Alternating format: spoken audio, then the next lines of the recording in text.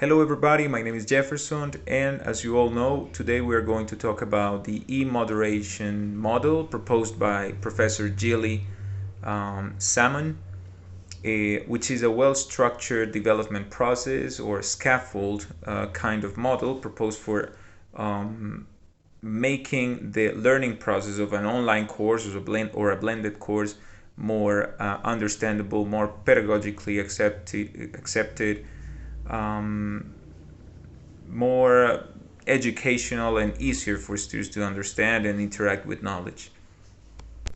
So this model is a five-stage model, is divided into 5 stages or 5 steps. And now I'm going to tell you all of them. I'm going to talk to you about them. And let's start by talking about their names. The first one would be called Access and Motivation. The second one is Online Socialization. The third one is Information Exchange. The fourth stage would be Knowledge Construction. And the last one is Development. So let's start talking about access and motivation. So what students need to know in this ground stage, in this first stage, is they need to know how to access the platform. Let's suppose that we're using, for an online course or a blended course, we're using platforms like Google Classroom or Moodle.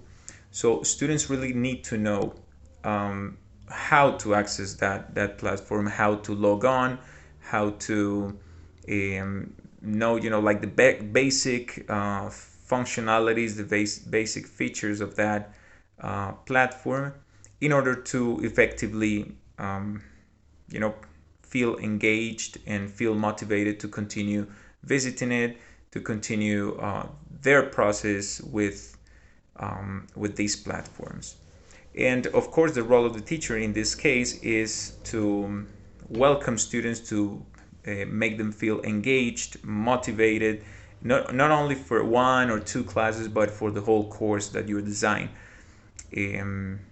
Whether it's an online course, a fully online course, or a blended course. Then we have the online socialization stage, which is the ideal stage for students to get to know each other, to establish and create this micro community that is formed by all the participants of the course. So the role of the teacher is basically providing students with opportunities to really interact and share like a more personal information about them.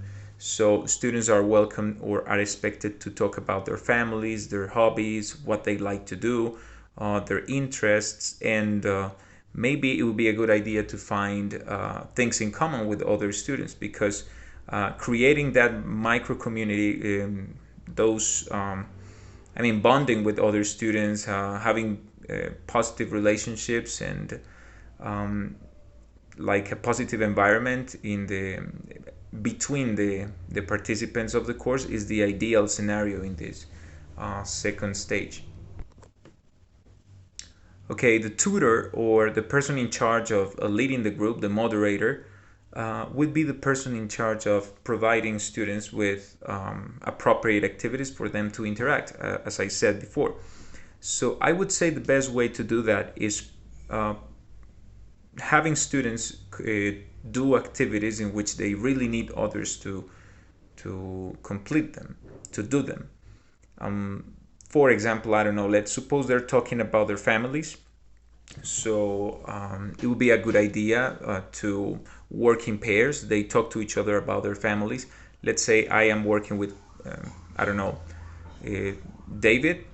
So then David and I are going to talk with 2 more people from the same group, and we are going to share what we talked about with them. Let's say I talk to them about David's family, and David talked to them about my family. That would be a good idea to to establish that micro community for them to really bond and get to know each other. Maybe if we have a forum, if we're having a discussion, you can propose something that makes students feel identified or something they are familiar with. Um, I don't know, let's suppose movies. They can talk about movies, their favorite Marvel movies and their favorite scenes from those movies.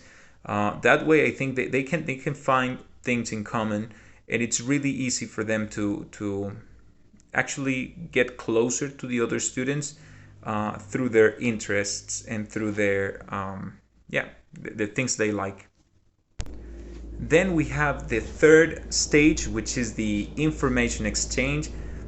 In this stage, students are expected to really interact in another level at a different level. So they are expected to really communicate, use the tools that the platform offers. And in this stage, the role of the tutor is really, really important, because he or she has to propose activities. That's how the Professor Salmon, she proposed that name. She said activities, referring to the activities you proposed in these platforms. So really engaging activities for students to interact, to communicate, to share opinions, to work in groups. So it's something similar to the micro community establishment I mentioned before, but at a different level. In this case, they really have to exchange information and start using their knowledge of the platform in order to do it successfully. If if I am the tutor of a blended course, and I am asked to propose activities for students to really interact and exchange information in this third stage, I think the use of forums would be a great idea. As I said before, I mean, they are absolutely advantageous for students to share their opinions. Let's suppose we have a topic.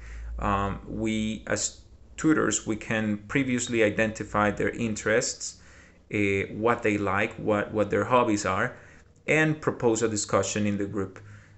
They can share ideas, and from that, they can really interact with others, exchange information, what they think, what they like, what they hate, what they don't like.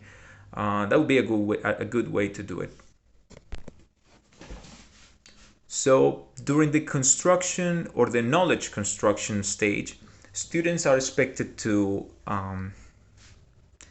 deal with more demanding activities, activities in which they have to use their critical thinking, they have to judge. So it's common to start judging, asking students to answer questions, give their opinions about questions that really challenge what they think or what they believe in. So what the tutor has to make sure during in this level, in this stage, in this fourth stage, is actually provide students with opportunities to think critically. Questions like, for example, let's suppose that we have a class discussion about self-driving cars.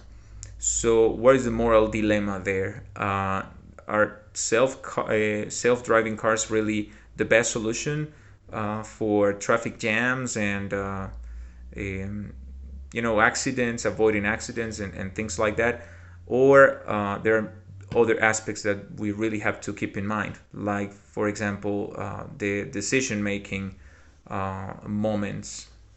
Let's say that, we have an accident coming, that we can't avoid it, and you have to make a decision, but the self-driving car makes that decision for you. So is that really okay? What do you think about that? I think that would be a good idea, to ask students to think critically and to really focus on topics like that. They're not really easy to understand and to answer just like right away. You really have to think about it to give a well structured answer.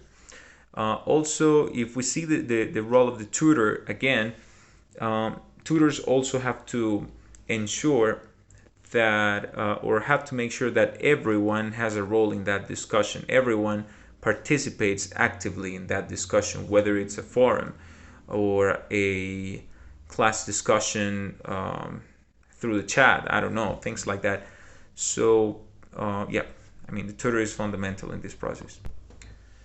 If we talk about collaborative work during the fourth stage, the knowledge construction stage, students can work in groups to answer questions like the one I proposed before. Self-driving cars. So what are the good things, the positive aspects about it, the negative aspects about it? They can work in groups. They can take notes about that information, have a group discussion, and then share those opinions, those positive and negative aspects with other groups. That would be a good idea. Finally, in the fifth stage, the development stage, the role of the tutor must focus on providing students with opportunities to go back and forward in their own process. This is a very reflective process, so students should be allowed to look back to what they have done, and see what they are doing in that stage, what has changed, what they have learned, how their study habits have changed, what they can do better now, what they have to improve upon. All those things are important. In this stage, providing or promoting students' responsibility with their own learning process is fundamental. I think the tutor has a key role here, and because he or she can like help students to find or to really become responsible students. How? You can simply, for example, provide feedback. You can assess your students both by providing formative assessment and summative assessment. But I think talking to students, identifying their likes, what they're interested in, it's a great way to, like, yeah, I mean, knowing your students is always useful if you really want to create habits in them.